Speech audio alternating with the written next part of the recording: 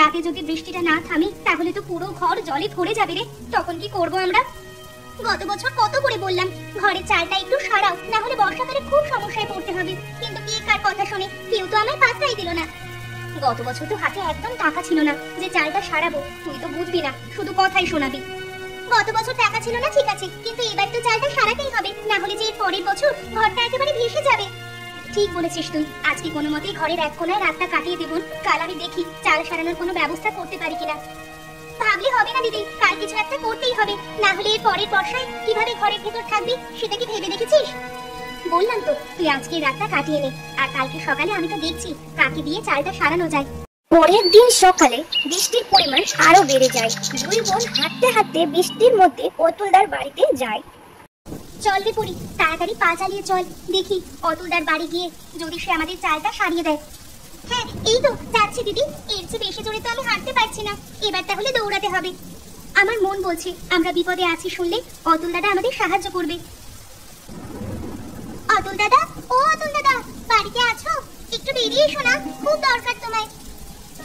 দুই বোন অতুলদার বাড়িতে গিয়ে অতুলদাকে ডাকতে শুরু করে। অতুলদা বাইরে এসে দেখে দুই বোন দাঁড়িয়ে আছে।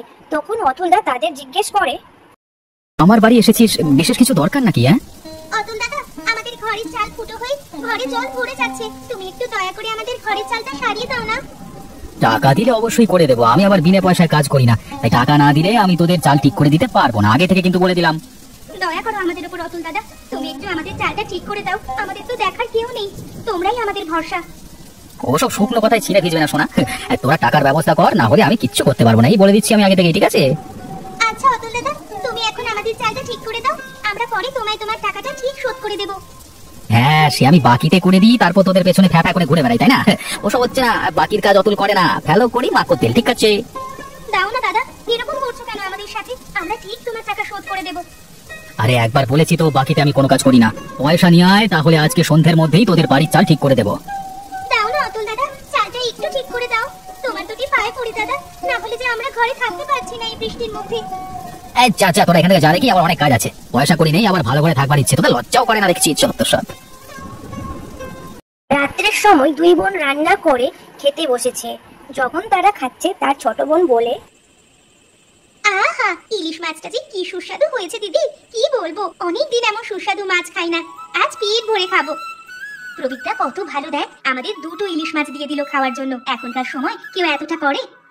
হ্যাঁ, তাছাড়া তোমার হাতে রান্নার গুণ আছে সোনা দিদি, গরম ভাতের সাথে তোমার হাতে ইলিশ ভাজা খেতে দারুণ মজা লাগছে।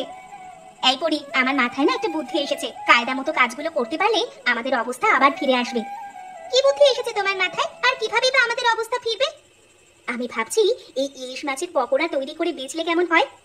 বাহ, এটা তো খুব ভালো একটা বুদ্ধি, গ্রামে এটা একদম নতুন খাবার হবে, অনেক বেচা কেনা হবে।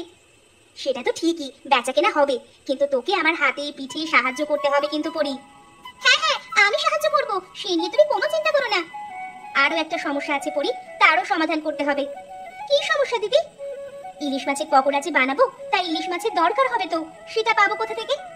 সেটা নিয়ে তুমি চিন্তা করো না, প্রবীরদাকে বললেই ইলিশ মাছ দেবে, তারপরে বেচা কেনা হলে দাম দিয়ে দেব। আচ্ছা, তাহলে কাল প্রবীর দাদার কাছে যাব আর আমাদের এই ব্যবসার কথাটা বলবো।